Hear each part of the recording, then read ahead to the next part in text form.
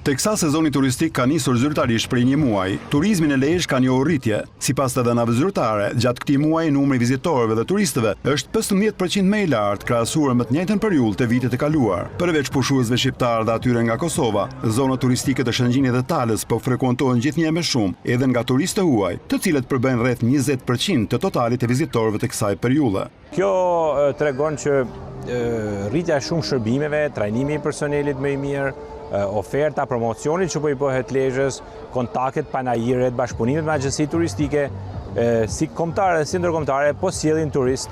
Operatorët turistik thonë se përmirësimi i shërbimeve dhe çmimet konkurruese ka ndikuar në rritjen e kërkesës për të kaluar pushimet në Shëngjin. Kemi klienta nga Polonia më shumë, që kanë shumë kërkesa, dhe sigurisht nga Kosova që janë më të parë, domethënë që vizitorin turizmin shqiptar, edhe Macedonia shumë.